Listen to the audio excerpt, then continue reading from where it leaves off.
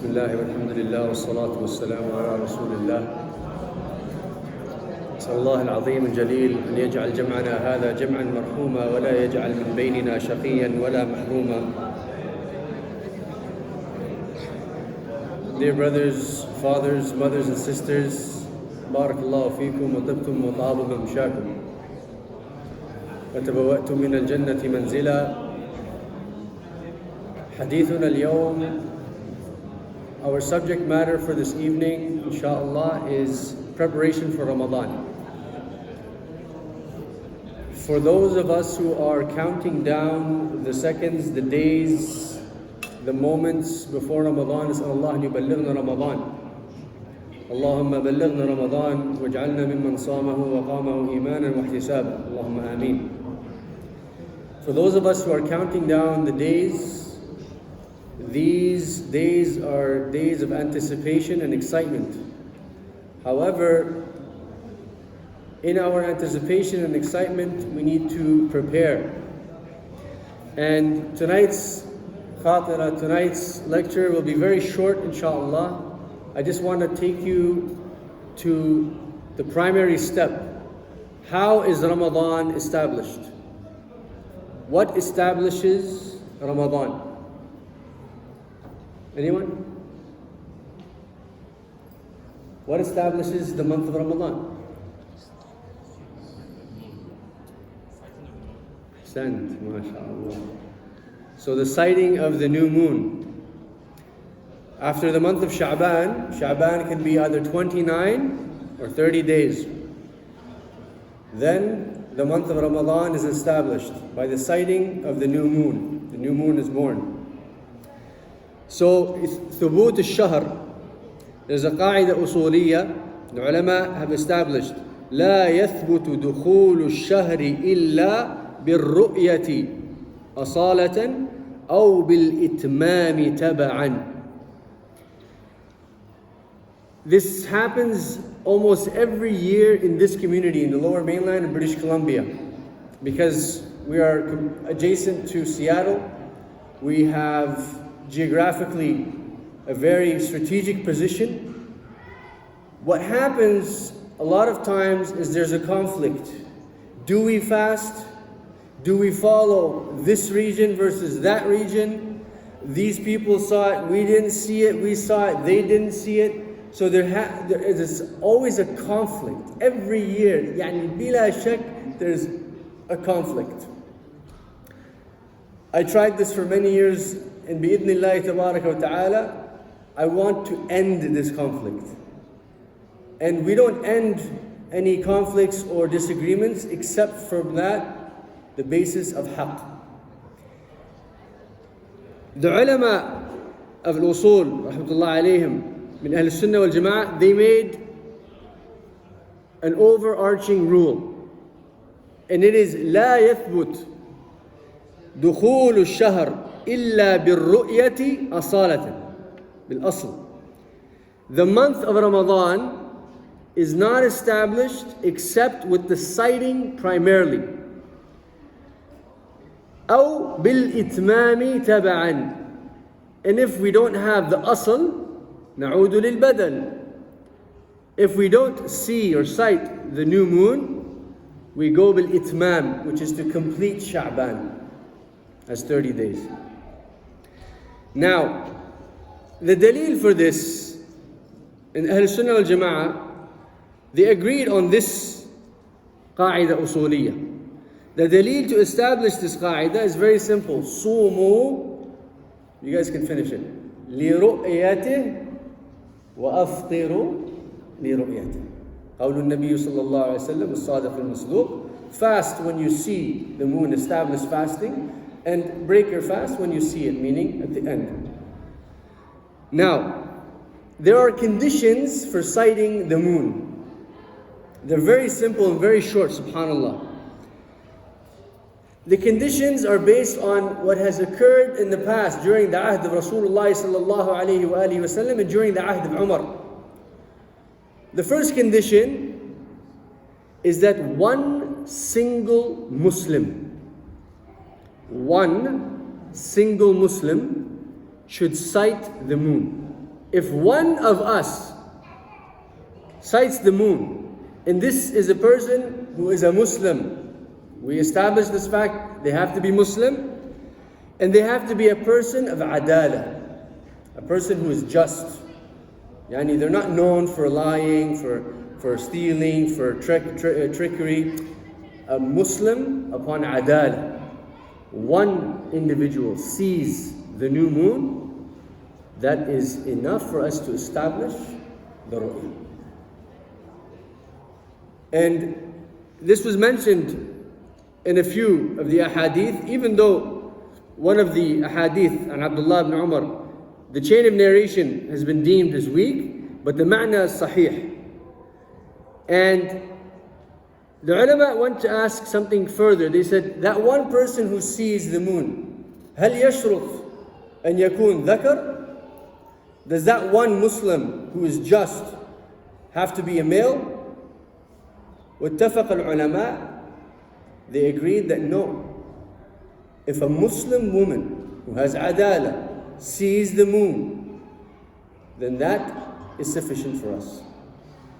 What if, they asked the question, what if a child تحت سن التمييز, سن البلوغ, below the age of puberty and below the age of cognitive sense, and they're Muslim, what if they saw the moon? Do we take by their sighting?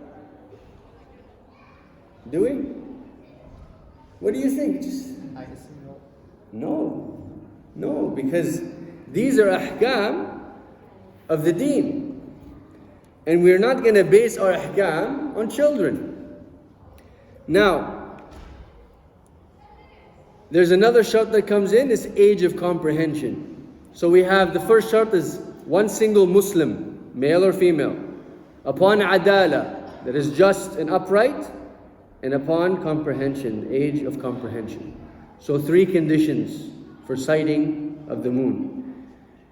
The Sahaba Ridwanullah alayhim, the Tabi'een, they would not sit around and wait for Google, Sheikh Google, to announce when Ramadan was. They wouldn't just Google, when is Ramadan 2023? They would go out to the highest points and the furthest points in their villages, in their cities, and they would do what they call as tara'i. They would seek out the new moon. وَهَذِهِ سُنَّةٌ مَهْجُورَةٌ. This is one of the lost sunan. Nowadays, many of us here, we've already calculated, based on Sheikh Google, that the new moon will be born on this day, that Ramadan will be this many days, Eid al-Fitr will be this day. هذا كله باطل. And I'll tell you why. Because the Sahaba and the Tabi'een, these were the best of people, and me and you do not compare to their dust, their ghubar. The sunnah of tara'i, when they used to go out, was an establishment of this deen. They were establishing a hukum of this deen. And the reason, listen to this, there's a hikmah baligha, that we do not base our ahkam of religion on calculation, is so beautiful. The ulama, they said, al-ibadat al-amma تعلق بالعلامات العامة. I'll repeat it again. العبادات العامة تعلق بالعلامات العامة. Meaning, the acts of worship that are general, that affect the general, these acts have general signs that the general populace can see, can indicate. في عهد الرسول صلى الله عليه وسلم كان يوجد فلكيون. They had people who knew the technologies and astrology and mathematics. They were advanced. Don't think they were sitting there hitting stones together. No. They had a vast array of knowledge of astrology and the time and the moon and the stars. This was readily available, this knowledge. You think Rasulullah sallallahu alayhi wasallam and the Sahaba, they overlooked this? Kalla wallah. But because the ibadah of siyam, it affects the general public, the general population, the alamat of siyam have to be general. The signs to establish this ibadah have to be general as well. مثلا الصلاة. When do we pray? When is Maghrib established? Do you actually have to look at your watch to know that Maghrib is established? Do you actually have to check? You can see the sun is set. Fajr, Dhuhr, high noon, Asr. علامات عامة لأنها عبادات عامة. And this is a hikmah that Allah subhanahu wa ta'ala has instilled in His Shara'. And anyone who wants to debate this point, هاتوا برهانكم. Every year we have this debate. No, based on these calculations and this graph and this. قلنا علامات عامة.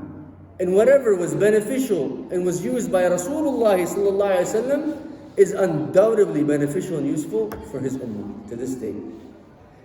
The question comes now, can we use instruments to help us sight the moon? Bismillah. We have no issue with this. You can use instruments to give you an upper hand. Because let's say there's ghiyam, there's clouds in this area, and we have, a setup telescopic range in another. We could use anything in terms of technology in order to help us sight the moon. This is jaiz, and the ulama of Ahl Sunnah wal Jama'ah, they concurred that whatever is useful to establish, then we will take it. Now,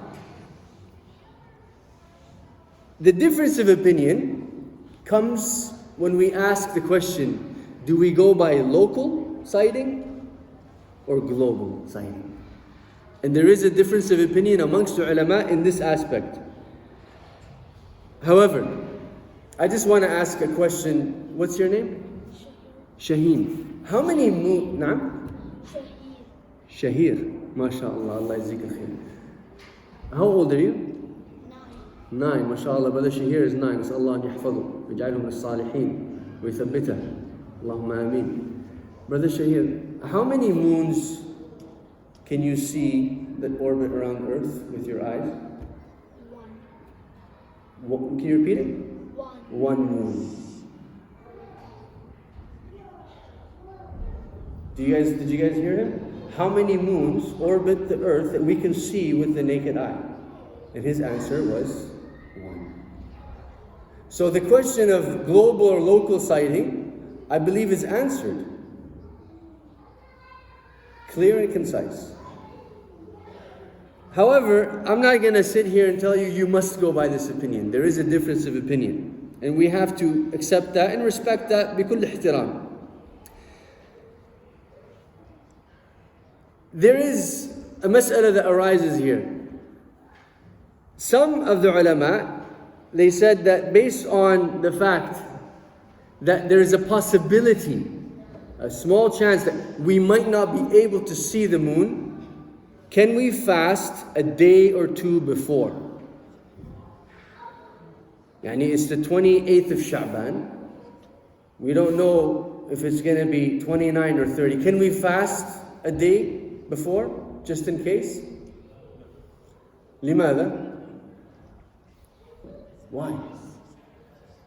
نحن أمة لا نبني على الشك. We are an ummah, we don't build our ahkam upon doubt.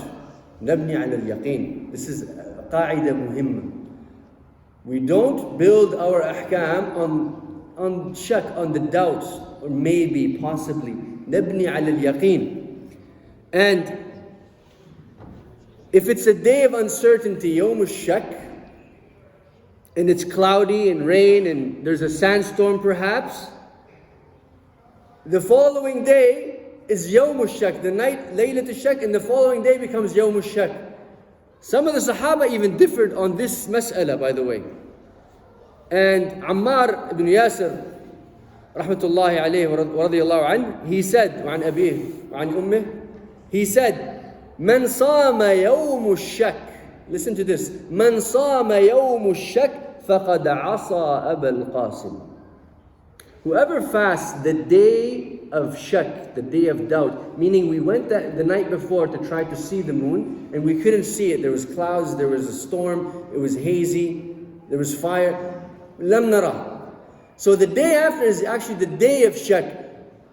He said, Man sama, whoever fasts that day, he has disobeyed Rasulullah sallallahu alaihi wasallam. And because a Sahabi here, he tied a uquba to this act, a punishment to this act. يعني to disobey Rasulullah sallallahu alaihi wasallam is a punishment. فهذا الحديث له حكم الرفع وهذه حجة. This is very important. Even though the Sahaba differed on this mas'ala, and the Hanabila, rahmatullah alayhim, they say it is wajib to fast the day of shak. Did you know that? The Hanabila, rahmatullah alayhim, rahmatan wasi'ah. However, the other opinion is that tahrim, it is haram. And then there's another opinion, which is in the middle. They say it's your choice. However, the rajih opinion, the more correct opinion, is that it is haram to fast the day of shak. And you cannot fast a day or two before just to be safe. I'll tell you why. And there's a beautiful reason for this. لأنها تحمي العبادة. حمايات ابتداء العبادة عن اتصال بما ليس بها منها. Meaning, so let's say for example, we're going to fast the 29th day of Sha'ban just in case the next day is Ramadan, or that day is Ramadan, or the 30th is Ramadan of Sha'ban. There is a nahi here, unless you are used to fasting, by the way. Why is there a nahi? Because the ibadat that we have to be segmented. The ibadat that we have must be segmented. You cannot tie a ibadah with a ibadah. Okay? And I'll give you a beautiful example. During the ahd of Muawiyah radiallahu anhu, he said, he prayed Jumu'ah with Asil ibn Yazid. And right after the salat of Jumu'ah, Ibn Yazid stood up and prayed the sunnah. Immediately after. فَغَضِبَ غَضَبًا شَدِيدًا Muawiyah. Muawiyah was angered. He didn't address him in the Jama'ah. He went to his castle after, and he said, I have to have a word with you. He said, what did you do after Jumu'ah? After the wajib salat of Jumu'ah? He said, I stood up and prayed the sunnah, as many of us do. What did Muawiyah say? قال أمرنا رسول الله صلى الله عليه وسلم أن لا نوصل صلاة بصلاة حتى نتكلم أو نخرج. He said, don't ever do this again, because Rasulullah sallallahu alaihi wasallam commanded us, and when he says us, Sahabi Jaleel, Muawiyah radiallahu anhu Allah, don't listen to the whispers of the shayateen. He said, Amarana Rasulullah sallallahu alaihi wasallam. Rasulullah sallallahu alaihi wasallam commanded us never to tie a ibadah with another ibadah, specifically salah. You have to have a distinction between the wajib and the sunnah. حتى نتكلم, until we speak. So after the salah, you're supposed to turn to your friend, Assalamu alaikum, how are you? How was your day? Or you leave. And the sunnah of Rasulullah sallallahu alaihi wasallam, where did he pray his sunnah? Where did he pray? At home. But most of us, our home is just to eat, sleep, relax, a hotel. جعلناها قبور. Immediately after the salah, you see everybody rise up and it's become a wajib. Kif? They see a brother standing up and leaving. You didn't pray sunnah. You didn't pray. Because it's become a wajib. Huh? Then we tied it together. When the sunnah of Rasulullah sallallahu alaihi wasallam is that he would leave and pray the sunnah where? In his home.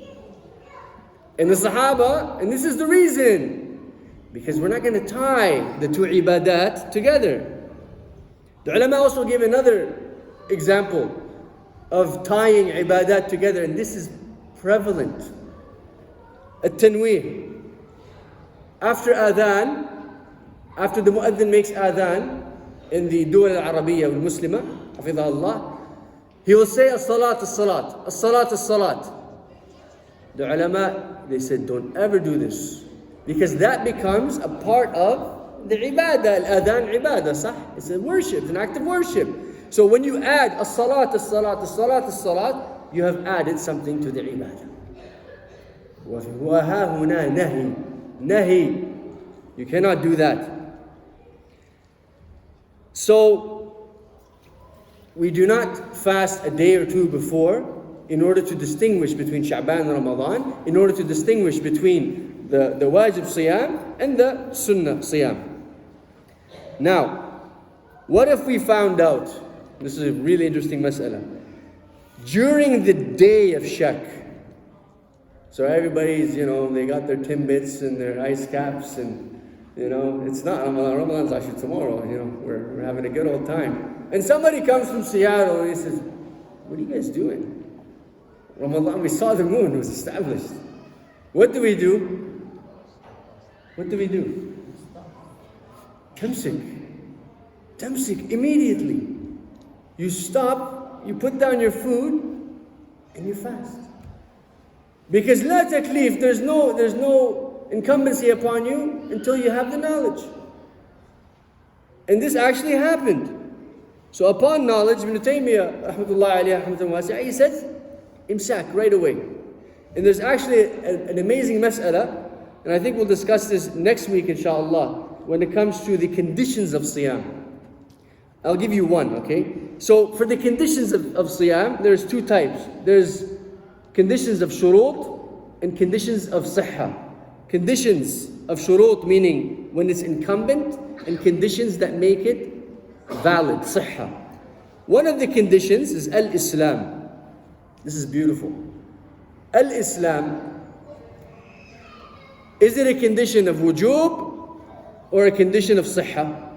Is it a condition that makes it incumbent or a condition that makes it accepted? And I'll ask it in layman's. If a kafir, a disbeliever, a non-Muslim, fasts 30 days of Ramadan and he prays front row tarawih, which is not wajib, by the way, is that person's act of worship accepted? Is it accepted? Miskeen, he's fasted the whole month. He didn't even take a sip of water. And the kuffar, they're amazed. You can't even drink a sip of water? No, not a sip of water. So the guy, he fasted 30 days. No acceptance? Miskeen, why? The poor guy, he's trying hard. Islam is a condition of sihha, yes. Ahsant. To be a Muslim is a condition of acceptance. Now let me give you this. If a kafir, a non-believer, Allah an yudkhilhum kulluhum jami'an lil-Islam amwaj wa afwaj. Allahumma ameen. If a non-believer comes to our masjid fi yawm min ayyam Ramadan, and we just prayed Asr, and there's 2 hours left for Maghrib, and he comes and he says, Ya Shaykh, I want to become Muslim. Ashhadu an la ilaha illallah, ashhadu Muhammad Rasulullah. What does he do? Does he fast? What does he do? But there's only 2 hours left for iftar, ya Shaykh. 2 hours, this guy cheated. Ibn Taymiyyah, rahmatullahi ta'ala, rahmatul wasi'ah, he says, Yumsik hina ba'da shahad. And he gets the reward for the full day. لأن الإسلام يهدم ما سلف. If that person embraces Islam minutes, hours before Maghrib, they stop eating and drinking at that time, and Allah subhanahu wa ta'ala will give them the entire day's ajr. And whatever was before it, ghufir. This is the beauty of this deen. I think inshallah next week we will go into the conditions. There's tamyiz, bulugh, al-aql, a lot of conditions to siyam, inshallah. And we will go into the more interesting questions. What breaks fasting? And this, I love these masail because every year you hear of something. If you're wearing blue, your fast is broken. من وين؟ يعني من وين؟ يعني الرافضة, if you smell a rose خلاص أنت you broke your fast because you smelled خلق الله, which is beautiful. شنو هذا؟ أعوذ بالله, نسأل الله أن يهدينا أجمعين. بارك الله لي ولكم وأثابكم الله. عذرا إذا أطلت وعفوا إذا أخطأت, ما أريد إلا الإصلاح ما استطعت. سبحانك اللهم وبحمدك, أشهد أن لا إله إلا أنت, أستغفرك وأتوب إليك. والسلام عليكم ورحمة الله وبركاته.